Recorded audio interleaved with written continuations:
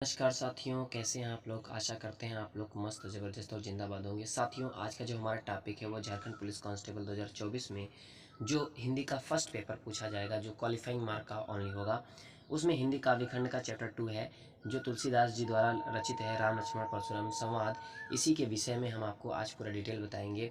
जो भी उसमें काव्यखंड हैं, सारे काव्यखंड की हम व्याख्या आपको बताएंगे। तुलसीदास के बारे में थोड़ा सा जानते हैं। तुलसीदास जी का जन्म उत्तर प्रदेश के बांदा जिले के राजापुर गांव में सन 1532 में हुआ था। ठीक है, 1532 में हुआ था। कुछ विद्वान इनका जन्म स्थान सोरो, जो कि जिला एटा में पड़ता है, वहाँ भी मानते हैं। तुलसीदास का जो बचपन बहुत संघर्षपूर्ण था दोस्तों, जिनका बचपन था बहुत संघर्षपूर्ण था, और जीवन के प्रारंभिक वर्षों में ही माता पिता से इनका बिछोह हो गया। कहा जाता है कि गुरु कृपा से इन्हें राम भक्ति का मार्ग मिला। ठीक है, और अवधी और ब्रज दोनों भाषाओं पर इनका समान अधिकार था। सन 1623 में 1623 एक डेट याद रखिएगा, 1623 में काशी में इनका देवावसान हुआ था। ठीक है साथियों, और साथियों यह जो अंश है, माने आज का जो टॉपिक हम लेके आए हैं, वो कहाँ से लिया गया है। यह अंश जो है वो रामचरितमानस के बाल कांड से लिया गया है। कहाँ से? रामचरितमानस के बाल कांड से लिया गया है। बाल कांड से लिया गया है। ठीक है, और सीता स्वयंवर में राम द्वारा शिव धनुष भंग के बाद मुनि परशुराम को जब यह समाचार मिला तो वे क्रोधित होकर वहां आते हैं। शिव धनुष को खंडित देखकर वे आपे से बाहर हो जाते हैं। राम के विनय और विश्वामित्र के समझाने पर तथा राम की शक्ति की परीक्षा लेकर अंततः उनका गुस्सा शांत होता है। इस बीच राम, लक्ष्मण और परशुराम के बीच जो संवाद हुआ, उस प्रसंग को यहाँ प्रस्तुत किया गया है। ठीक है, और परशुराम के क्रोध भरे वाक्यों का उत्तर लक्ष्मण व्यंग वचनों में देते हैं। इस प्रसंग की विशेषता है लक्ष्मण की वीर रस से पगी व्यंग्य पंक्तियां और व्यंजना शैली की सरस अभिव्यक्ति है इसमें। ठीक है, तो लक्ष्मण जी का स्वभाव सब जानते हैं, कैसे थे वो, किस तरीके से वो कटु भाषा का प्रयोग, कटु मतलब ये न समझिएगा कि कुछ और कटु, माने वो जो भी बोलते थे कड़वा बोलते थे, सत्य बोलते थे, चाहे बुरा लगे चाहे सही। तो वही राम, लक्ष्मण, परशुराम के बीच में जो संवाद हुए थे उसी के बारे में यहाँ पंक्तियाँ दी गई हैं। तो आइए हम पंक्तियों को समझते हैं और उसका अर्थ भी देखते हैं। राम लक्ष्मण परशुराम संवाद। ठीक है, आइए देखते हैं। पंक्ति है, नाथ शंभु धनु भंजनिहारा, होही के उक एक दास तुम्हारा, आयेसु काह कही किन मोही, सुनि रिसाई बोले मुनि कोही, सेवक सो जो करे सेवकाई, अरि करनी करी करी लराई, सनहु राम जेहि शिवधनु तोरा, सहस बाहु सम सो रिपु मोरा, सो बिलगाऊ बिहास समाजा, न त मारे जहीं सब राजा। आइए इसका अर्थ समझते हैं, क्या कहते हैं। देखिए अर्थ है, परशुराम के गुस्सा को देखकर श्री राम बोलते हैं, हे नाथ, शिवजी के धनुष को तोड़ने वाला आपका कोई दास ही होगा, क्या आज्ञा है। यह सुनकर मुनि गुस्सा होकर बोलते हैं, सेवक वह होगा जो सेवा करे, दुश्मन से तो लड़ाई ही होगी। हे राम सुनो, जो भी शिव जी के धनुष को तोड़ा है वह मेरा दुश्मन है, माने शत्रु है। जिस तरह सहस्त्र बाहु मेरा दुश्मन था, वो कहते हैं जिसने भी धनुष तोड़ा है वह सामने आ जाए, नहीं तो सभी राजा को मार दिया जाएगा। ठीक है, इस पंक्ति में ये था।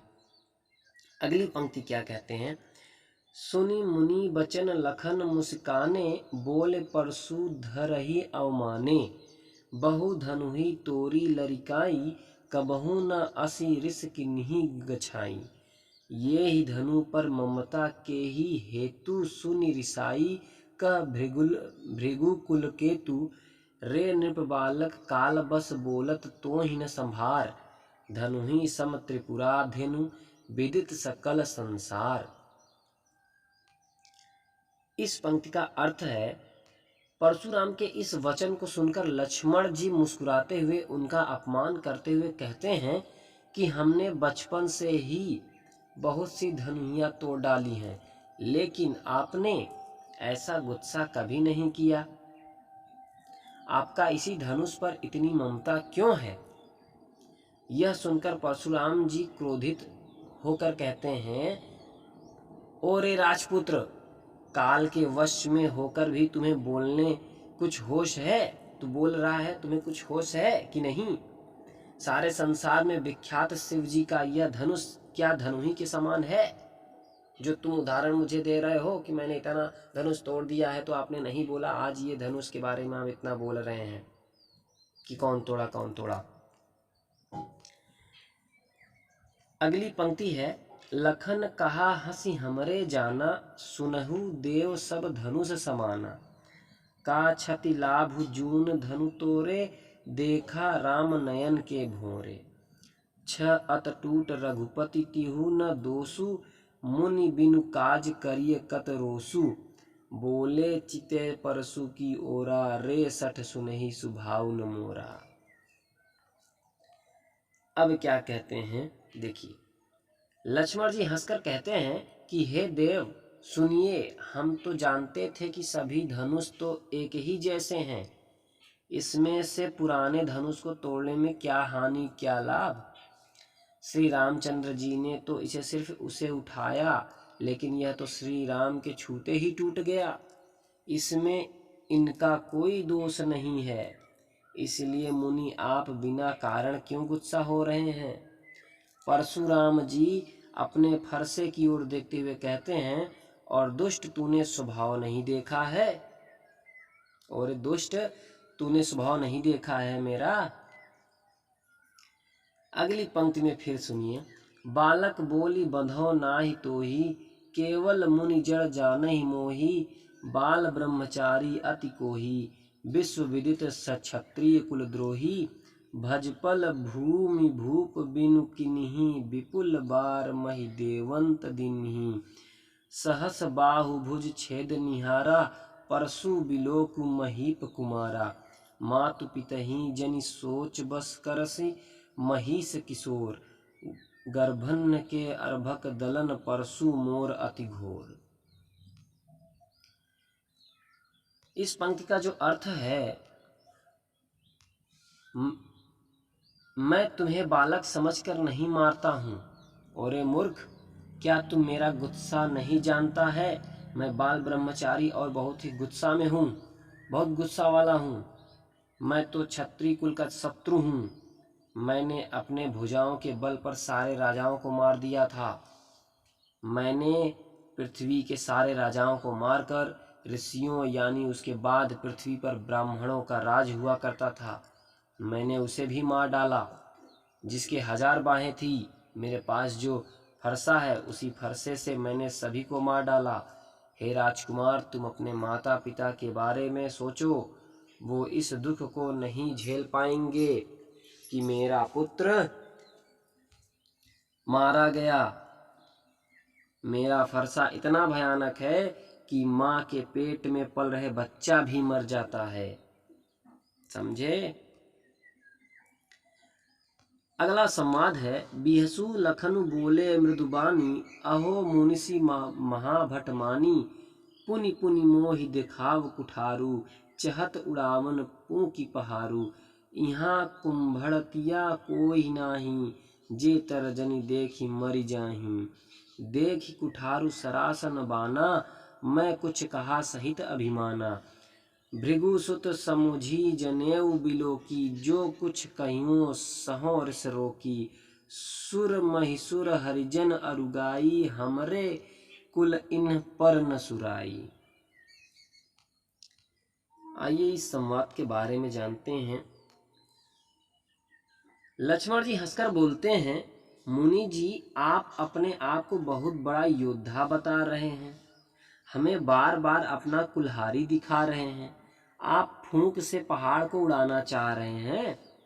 यहाँ पर कोई भी कुम्हड़े की फूल की बतिया नहीं है। जो बिजली उंगली को देखकर मर जाता है। मैं आपके धनुष कटाल कुम्हारी से नहीं डरता, जो आप बार बार इसे हमें दिखा रहे हैं। मैंने आपका धनुष बाण ये सब देखकर ही बोला है। आपको भृगवंशी समझकर और जनेऊ धारण कर आपने किया है, इसलिए हमने अपने क्रोध को रोक कर रखा है। हमारे वंश में सूर असुर हरिजन और गाय पर वार नहीं करते हैं। ऐसा करने पे हमारे कुल की बदनामी होती है।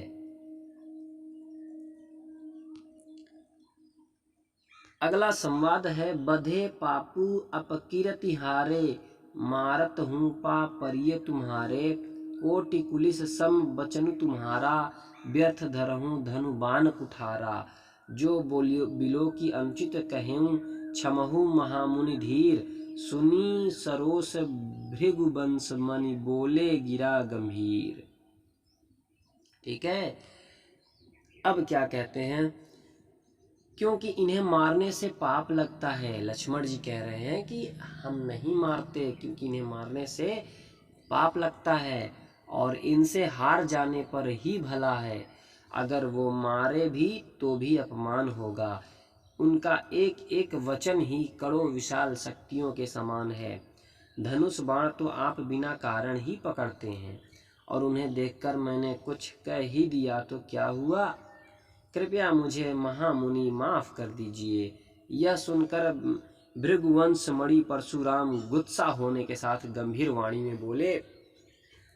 अब इस समय परशुराम जी और लक्ष्मण के बीच में संवाद चल रहा है। लक्ष्मण जी अपनी वाणी में तेज ला करके बोल रहे हैं और इधर परशुराम जी भड़क रहे हैं।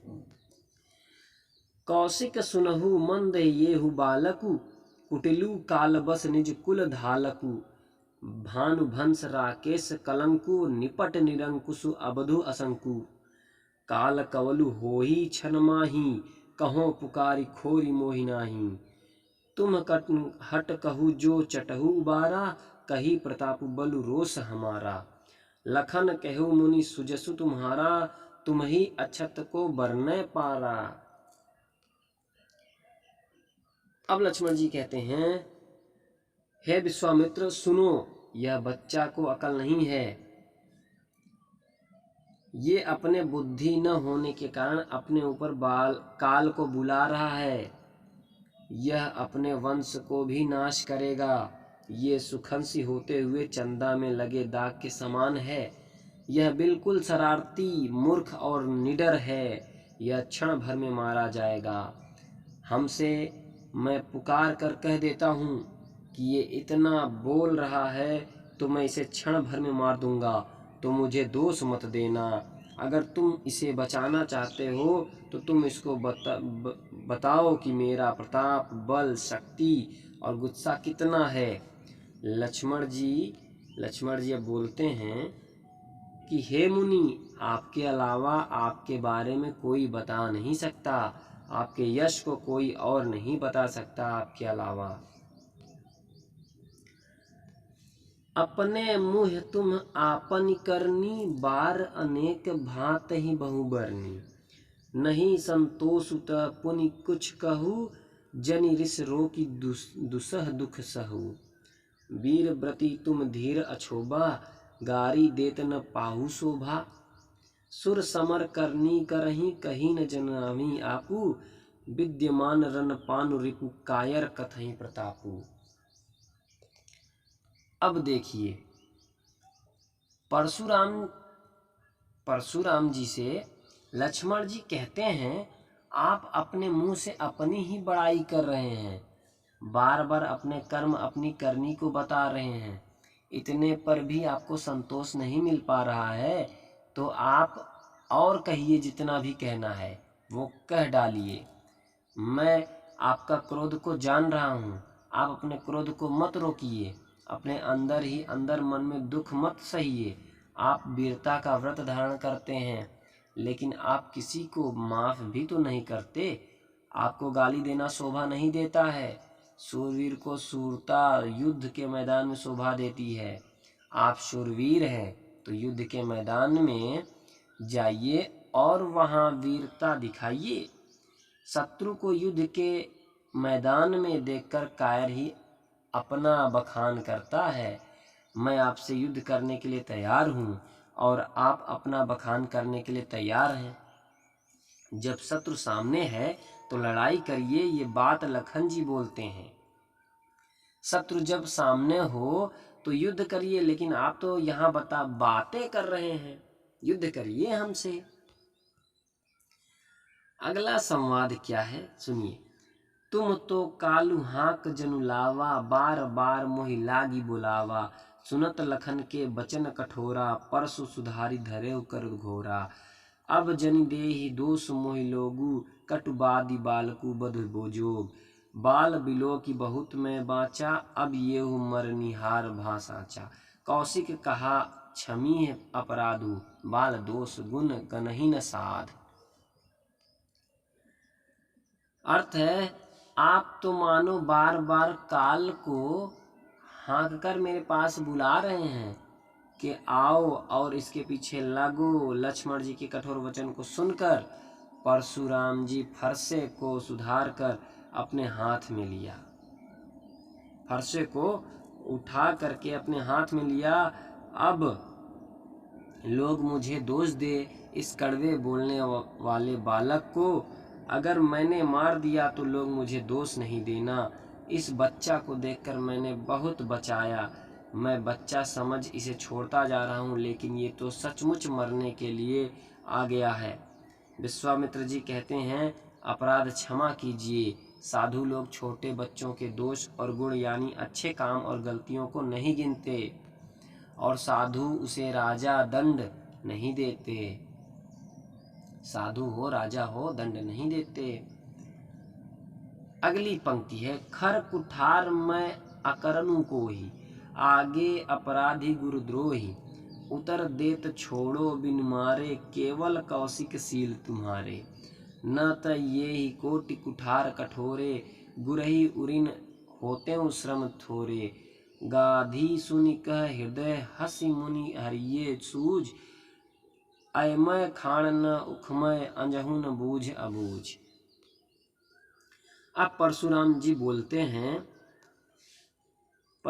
बोलते हैं, तीखी धार का कुठार दिखाते हुए मैं दया रहित और क्रोधी यह गुरुद्रोही और अपराधी मेरे सामने जवाब दे रहा है। इतना सब करने पर भी मैं इसे बिना मारे ही छोड़ दे रहा हूँ। हे विश्वामित्र, सिर्फ तुम्हारे प्रेम प्यार से, नहीं तो इसे इस कठोर मजबूत कुठार से काटकर थोड़े परिश्रम से गुरु से उपकरण हो जाता। फिर विश्वामित्र जी हंसकर बोलते हैं और क्षमा मांगते हैं। ये जो बच्चा है, अब ये बेसमझ बच्चा है, इसके कही बात से आप इतना गुस्सा मत होइए। अब क्या कहते हैं, कहेऊ लखन मुनि सील तुम्हारा, को नहीं जान विदित संसारा। माता पितहि उरिन भय नीके, गुरु ऋनु रहा सोच बड़ जी के। सो जनु हमरे ही माथे काढ़ा, दिन चली गए ब्याज उड़ बड़ बाड़ा। अब आनी में व्यवहरिया बोली, तुरत देहि मैं थैली खोली। सुनि कटु बचन कुठार सुधारा, हाय हाय सब सभा पुकारा। अब लक्ष्मण जी कहते हैं, हे मुनि, आपके प्रेम प्यार को सभी जानते हैं, कौन नहीं जानता है, ये तो दुनिया भर में मशहूर हैं। आप अपनी माता पिता के सभी अच्छे कामों को करके उत्कर्ण उनके ऋण को चुका दिए हैं। अब आपके पास गुरु का ऋण चुकाना बाकी है। जिसके बारे में आप सोच रहे हैं वो आपके माथे पर चढ़ा हुआ है कि कैसे चुकाएं। जैसे जैसे दिन बढ़ रहा है वैसे वैसे ब्याज भी बढ़त ही जा रहा है। अब आप हिसाब किताब पर आ गए हैं। आप अभी हिसाब कीजिए, मैं अभी थैली खोलकर दे देता हूँ। लक्ष्मण जी के कड़वे शब्द के वचन सुनकर परशुराम जी अपने कुठार को संभाल लेते हैं। यह सुनकर सभा के सभी लोग हाय हाय पुकारने लगते हैं। ठीक है, अगली पंक्ति क्या है, भृगु बर परशु दिखा बहु मोही, विप्र विचारी बचो नृप दोही, मिले न कबहू सुभट रन गाढ़े, द्विज देवता धरही के बाढ़े। अनुचित कही सब लोग पुकारे, रघुपति सैनहि लखनु निवारे। लखन उतर आहुति सरिस, भृगु बर कोप कृशानी, बढ़त देख जल सम वचन बोले, रघुकुल भानु। लक्ष्मण जी अब कहते हैं, हे भृग श्रेष्ठ, आप मुझे अपना फरसा वार करने का सामान है दिखा रहे हैं, फरसा दिखा रहे हैं, पर हे राजाओं के दुश्मन, मैं आपको ब्राह्मण समझकर बचा रहा हूँ। आपको आज तक कभी भी कोई वीर नहीं मिला है। ब्राह्मण देवता आप घर के बड़े होंगे, यह सुनकर सभी अनुचित हैं। कह कहकर सब लोग पुकारने लगते हैं। तब श्री रघुनाथ जी इशारे से लक्ष्मण जी को रोक देते हैं। लक्ष्मण जी के जवाब से जो आहुति के तरह परशुराम जी के गुस्सा के रूप में बढ़ते देखकर रघुकुल के सूर्य श्री रामचंद्र जी पानी के समान शांत करने वाले एक वचन बोले। था चैप्टर नंबर 2। ठीक है, आपका चैप्टर नंबर 2 यहीं पे समाप्त होता है। और अब इस चैप्टर से रिलेटेड जो भी क्वेश्चन आंसर बनते हैं हम आपको अगली वीडियो में लेके आएंगे और आपको सारे प्रश्न उत्तर करवाएंगे। तो अगर वीडियो पसंद आई तो आप लोग एक लाइक और चैनल को सब्सक्राइब जरूर करिएगा और अपने दोस्तों तक शेयर जरूर करिएगा। ठीक है, और दोस्तों हिंदी का जो पहला पेपर होता है उसको क्वालिफाई करना ज़रूरी है। अगर आप क्वालिफाई नहीं कर पाएंगे तो आपका सेकंड पेपर की कॉपी नहीं जचेगी। तो आप लोग फर्स्ट पेपर को भी ध्यान में रखकर तैयारी करिए।